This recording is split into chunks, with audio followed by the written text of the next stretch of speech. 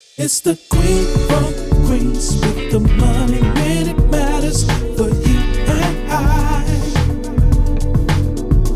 It's the queen from Queens with the money. It's the queen from Queens. Hey guys, this is your girl Paula, the queen from Queens. These are money minutes that matter. This is my talk show, and on this show, we talk about health and wealth. We just came off of an amazing free financial empowerment conference. We brought it home to the community. So what I'm going to do for you guys is I'm going to give you excerpts.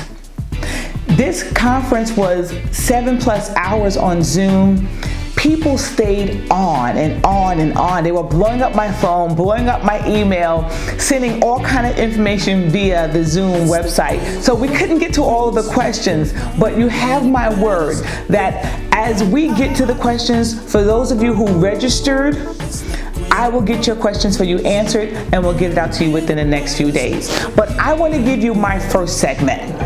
And the segment is called Debt is a Disease That Can Be Cured. And I told you about my entire story of how we plowed through almost $250,000 of debt. We reeled that back and we gained control of who we are. This is Black History Month, right? And I am an African American businesswoman and I'm proud to be who I am.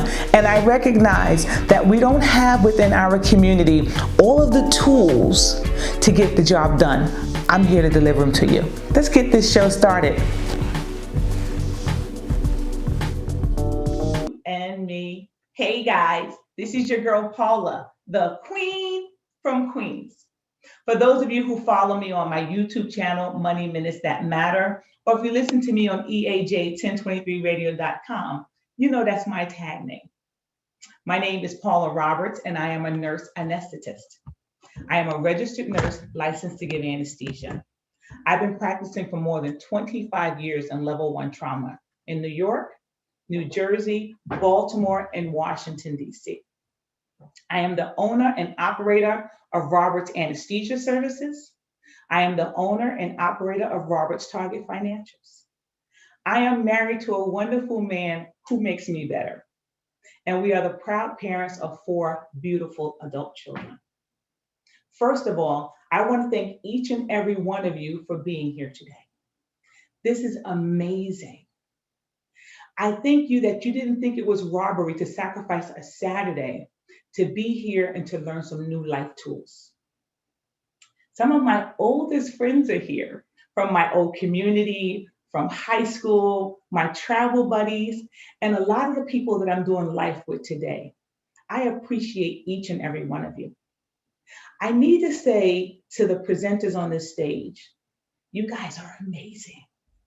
And to the presenters and the people who are controlling all of the ones and the twos on the background, absolutely fabulous. Thank you for believing in me. I had this vision in August that we wanted to give this back to our communities, and not one of you said no. You guys are dynamic, and I love you because of it.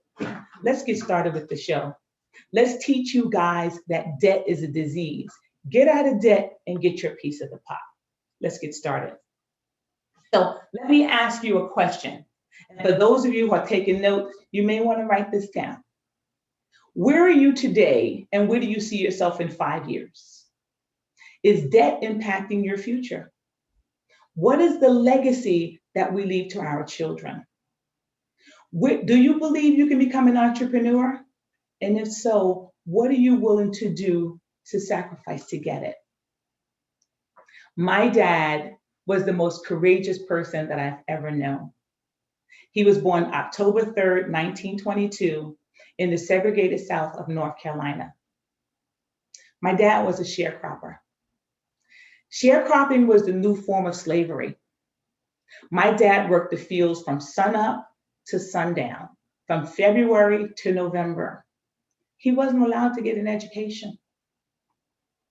My dad, he was a hustler. He worked the fields, he ran moonshine, he fought for our nation in the Philippines during World War II. When my dad came back, He believed that there was more than watching those vigilantes and thugs who stormed our Capitol building. No, no, no, no. I mean those angry white Southerners who thought they wanted to seek revenge for losing the Civil War. They were terrorizing us. They were lynching us. They were humiliating us. They were taking what belonged to us. My dad believed that there was more for him than that. So he took his wife and his daughter and joined the Great Migration, and he went north. I was born in the housing projects in Queens, New York. I grew up in Section 8 housing. My mom died when I was 3. My dad raised 7 of us by himself. We went grocery shopping with food stamps. We ate government cheese. I had to stave off hunger in high school by being a farms kid. I ate free and reduced price meals in the school's cafeteria. I pretended I didn't want to eat the murder burgers and the suicide fries, but the truth is that food sustained me. I don't know broke. Broke is a temporary condition. Oftentimes, this means that you've achieved something and you lost it. What I know is poor, and poor is a mindset. I have been trying to outrun poor for the past 40 years. The American education system is built on what's called social reproduction. We are educated and we are socialized to reproduce the communities that we come from. And if your community is full of doctors, lawyers, and politicians, then that's cool. But those communities, they have generational wealth of finances, resources, education, knowledge and experience, and of home ownership. The vast majority of our communities, we have very little to no resources. Let me ask you a question.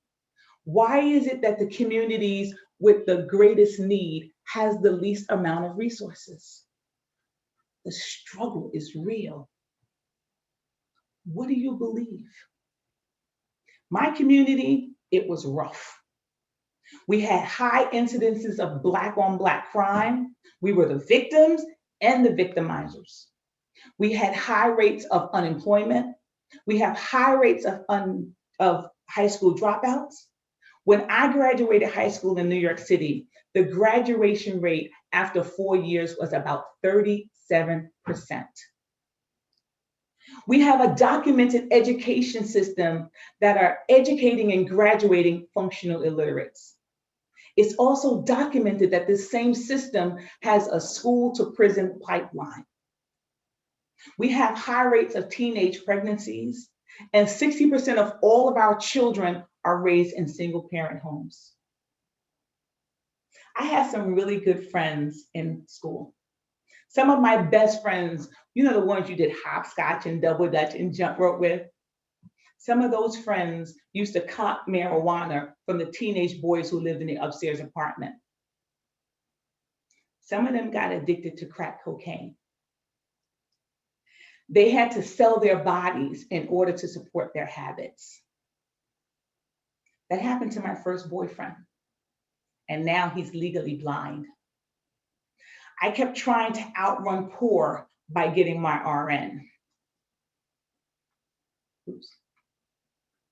Dennis Kimbrough of Think and Grow Rich fame said, the poor keep score by cars and clothes. The middle class keeps score by degrees and titles. The wealthy, they keep score by their bank accounts. Most Americans are in debt. We have a national debt of $27 trillion, and that's before COVID. We have personal debt of $14 trillion. We have a student loan debt crisis of $1.7 trillion, and that doesn't include Parent Plus loans. The average registered nurse graduates with $60,000 of student loan debt. Mid-level practitioners like nurse anesthetists, nurse practitioners, PT, OT, physician's assistants, and anesthesiologist assistants, they come out with $200,000 of debt. I work with medical residents. They go to undergrad, they go to medical school, they do their training while amassing interest. And when they finish, They have debt of $300,000 to $500,000. Those are shackles. Yeah. Not just for a day, not just for 5 years, but for decades. We have student loan debt. We have credit card debt. If the average American has only 2 credit cards and each credit card only had $10 of interest each month, that means that's 300 million credit cards times $10. That's $3 billion that the industry gets every month just in interest. We have automobile debt of $1 trillion. The average American loan is $550 per month. And they make it easy and convenient. They give us 84 months in which to pay for that. Imagine you're paying $46,000 on a car that may only cost you $30,000, depending on your interest rate. We have mortgage debt of $1.5 trillion. The goal of getting a home is to own your home, not to own your home going into retirement. Bigger isn't always better. In 2009, we bought the big house. In 2009, my oldest son went off to college. In 2010, our second son went off to college. And at that point, we had to look at our household finances. We had $240,000 of consumer debt, not including the fact that we had 2 kids in college and 2 younger kids. We had student loan debt from grad school, and I had graduated 14 years before. We had credit card debt. We had automobile debt on a minivan that I bought as a used car. We had this massive mortgage debt. We were almost broke. On the outside, it looked pretty and pristine, manicured lawn, high credit scores. But on the inside, we were close to broke. I didn't sleep a lot at night. I had a lot of anxieties. It felt as if there was a vice grip around my neck, and it was squeezing, and I couldn't breathe. I kept thinking, what if? What if one of us loses our job? What if one of us dies? We would lose our home, and our kids will no longer be in a position to go to school. Like most of Americans, we were living paycheck to paycheck. 70% of all Americans today, pre-COVID and currently in COVID, 70% of us don't even have $1,000 in savings.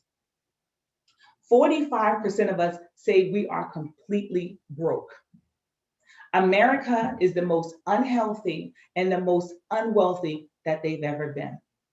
In our household, we stopped everything.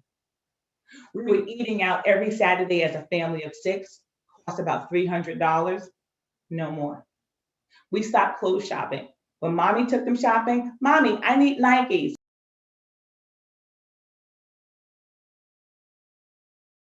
Mommy, I need the latest North Face. Mommy, I need this bag. But when I put the money in their hands, and it wasn't a lot of money, it forced them to budget. We cut out vacations. We were going on big, beautiful, elaborate vacations every year. We've been to Hawaii twice. We've been to multiple countries in Europe. We've been to multiple countries in Asia. We've been to so many islands in the Caribbean that they all kind of merged together. No more. We had 2 NCAA Division I athletes in college, and we couldn't afford to give them a lot of money. We gave them $100 every month, and that's all we could. And we hustled. And within 3 years' time, we had eliminated all of our debt. $240,000 gone, and we never looked back. I tried to outrun poor at that point by becoming a nurse anesthetist. And I ran slam into imposter syndrome. Society said I didn't belong, and I believed them. I became afraid. I became afraid that people would know that I grew up in poverty. I became afraid that people would know that I went to community college. I didn't go to a big name school. I was afraid of being rejected. At that point, I wore a lot of masks. I had to hide who Paula was and do what society expected of me. I had no generational wealth of how to manage money. We made a lot of money and we spent a lot of money. The industry knows exactly who we are. They know that African Americans and Latinx, we make $3 trillion every year, and less than 2% of that money stays within our community. They know what we spend money on. They know that 45% of all of our spending is influenced by advertisement. They also know that we want to see, do, buy, and go where the celebrities go. They know that 92% of us, we all have smartphones. If you don't believe me, I put the Nielsen report in this conference brochure. We are influenced by what we see. There's an app for that. They know when we go shopping. They know we're going shopping for birthdays, for vacations, and they know on holidays, you get a doll, you get a bike, and you get a new purse. They know where we're going to go shopping at, whether it's in the shopping malls or the outlets, or if Amazon Prime is going to deliver it the next day. They know exactly how much they can get us to spend. Why? Because the stimulus checks are coming. Our tax returns are coming within the next few weeks, and we all have a whole wad of these. Here's some of my credit cards: Home Depot, TJ Maxx, Best Buy, USA Visa, New York and Company, PNC Visa, Nordstrom's, JC Penney's, Bank of America Nursing, Sears, Macy's, Bank of America Business Visa, Kohl's, and Sleep Number. Not one of those cards have any balance. I don't use credit cards. I function on cash. W.E.B. Du Bois in 1897 said, if you don't control your finances, you won't control anything else. He also says, nothing positive will happen in a community if they fail to control their dollars. Are we circulating our dollars?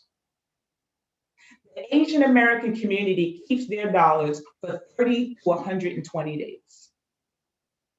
The Jewish American community keeps their dollars for 20 days. The white American community keeps their dollars circulating for 17 days. The African American community, 6 hours. The industry has been watching us for forever. It's been documented. I was in a class about 3 years ago for debt training. And in that class, they showed a video called Selling to the Negro. This video was produced in 1954, and I was shocked. I was shocked for 2 reasons. One, I was ignorant of the fact that they were even watching us. And 2, listening to this video and watching it, some of the same buying habits that we had 70 years ago, a lot of us still have them. Here we are in 2021. Let's watch that video. Mute.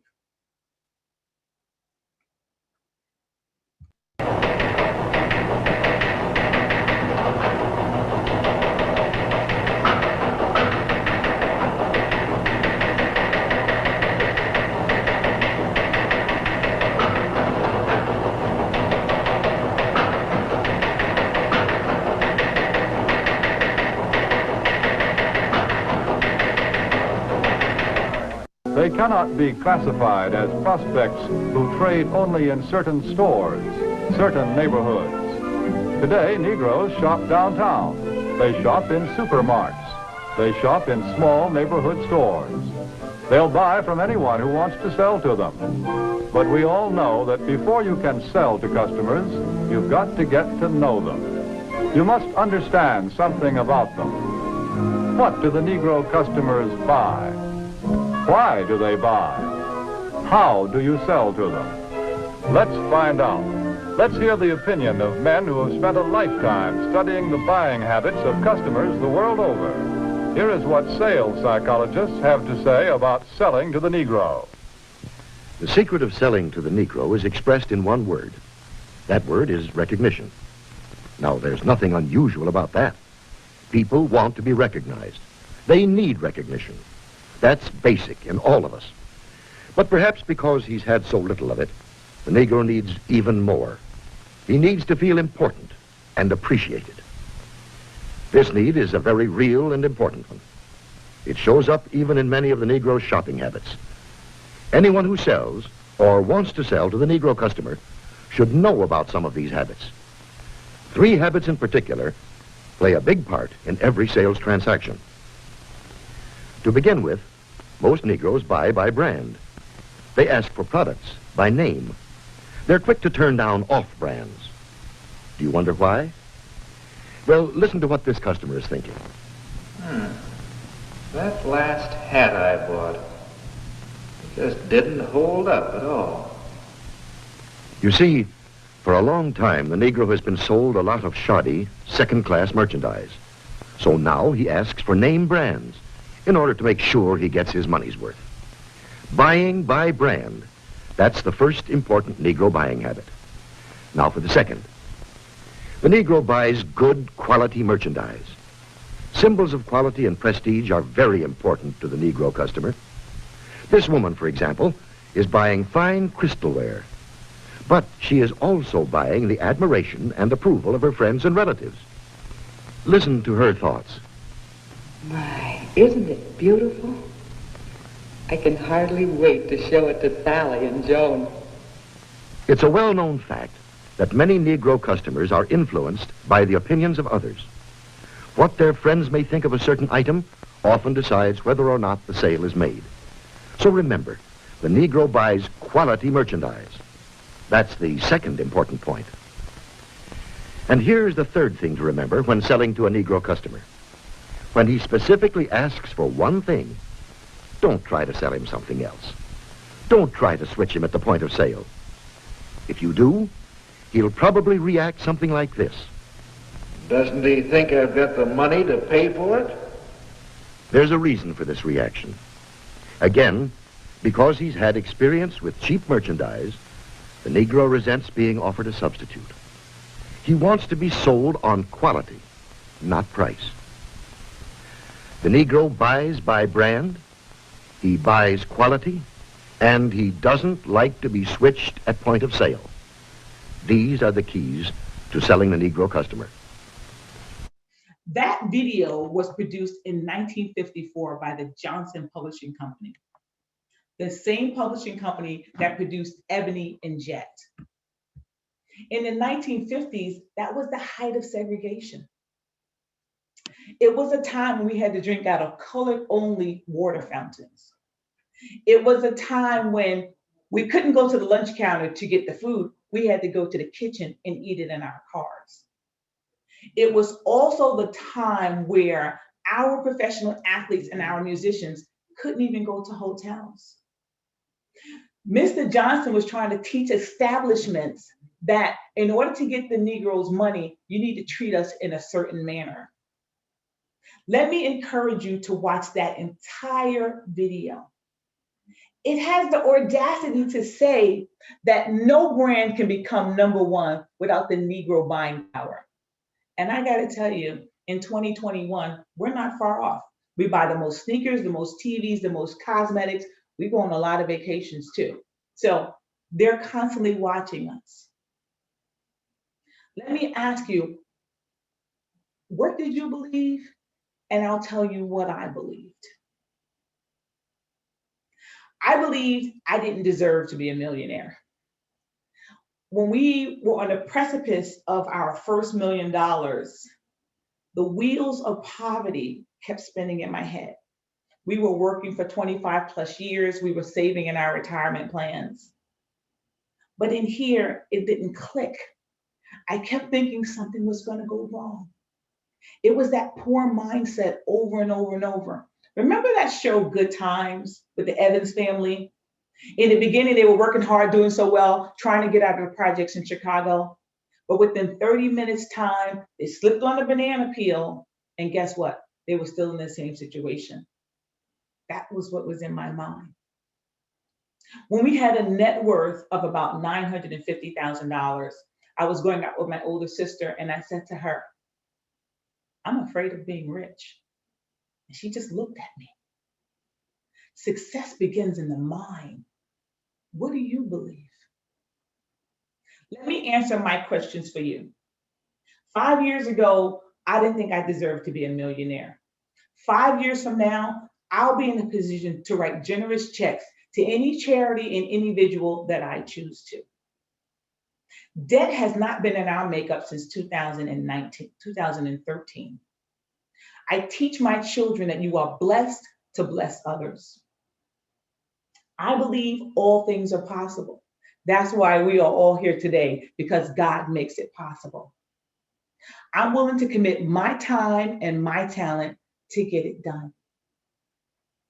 This is what we did to fix our financial situation. So go onto my website, www.robertstargetfinancials.com, download my budget sheet or use any budget sheet. There's tons of them online. I want you to put everything that comes out of your budget, out of your expenses, write that down in your budget. There's no such thing as miscellaneous. If you go to McDonald's on Wednesday, write McDonald's on Wednesday. If you go to Starbucks in the morning before you go to work, write Starbucks. Number 2, go back on my website. There is a debt payment form. Itemize everything from the smallest bill to the largest bill. Now go back into your budget and I want you to squeeze it. I want you to carve out 10% of your net pay and I want you to put that on attacking your bills. How are you going to do it? You're going to squeeze. When we did our budget, I said to my husband, if I can't get my hair and my nails done, there'll be no budget. So I want you to squeeze. It may mean instead of going every 2 weeks, you may go once a month. This type behavior doesn't last long. It's self-discipline. You get out of debt, you control your finances, you get to make your decisions. Do you believe you have what it takes to become a millionaire, an entrepreneur, a millionaire entrepreneur? What's your passion? What problem can you solve? What are your money blocks? Failure is not an option. A successful millionaire has failed almost 10 times before they succeeded because they learned from their mistakes. It requires a mindset shift. If it was easy, then anybody could do it. Debt is a disease that can be cured. That is the motto of my company. Debt is a disease that can be cured. I know you're in the comfort of your own homes, but say that to me. Say it to yourself. Say it in the mirror like you believe it. Debt is a disease that can be cured. Here's some food for thought. There are 3 smart owners of Airbnb, young men doing their thing. They decided they wanted to capitalize on something. Do you guys know what Airbnb is? Airbnb is short-term rentals. Like instead of going to a hotel, you rent the space. As a matter of fact, I Airbnb my basement.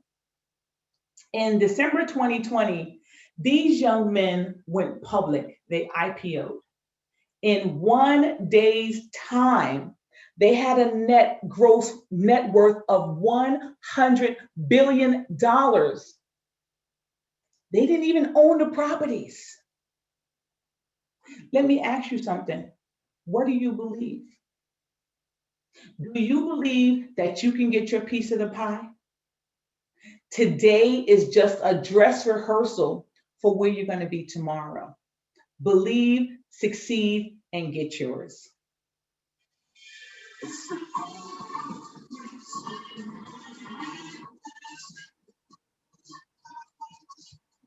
That is a disease that can be cured, and it seems like Paula has found the answer. Did you get the feeling that we have been miseducated on money, money management, and money retention for way too long? It is time to build our legacy. Check Paula out on YouTube and subscribe to her channel, Robert's Target Financial. Oh, please. What did you think? Did I prove to you that debt is a disease that can be cured? That was my goal in this segment. I was giving you a slice of the pie as to why debt causes us destruction within our family, within our communities, within our nation, right? We can make America great as a community. So this was an entire conference, as I said. It was manned by no one else but Mr. EAJ of 1023radio.com. They started the conference, they did the halftime show, and we ended the conference. I want you to know that I love you. As I say, faith conquers fear. When you're afraid, do it anyway. Check out my website. I love you. I'm going to keep playing these segments of myself and some of the presenters and bring some of them in live to introduce their segments and what they were trying to convey. This was a gift to our community. See you later. It's the Queen from Queens with the money when it matters for you and I. It's the Queen from Queens with the money when it matters for you. Robert's Targets Financial is not a certified professional service of finances, brokers, accountants, taxes, insurance, or legal. We research the advice that is given to provide the most accurate, up-to-date information. This information is designed to work in conjunction with your information. All information is suggestions. We recommend that you consult with a trusted licensed professional for your specific decisions. All information is for general purposes. We are not liable for any losses or gains. We accept no responsibility for any decisions made after participating on or from listening to the show or from Robert's Targets Financial. If you like this episode, hit the subscribe button. It's the Queen from Queens.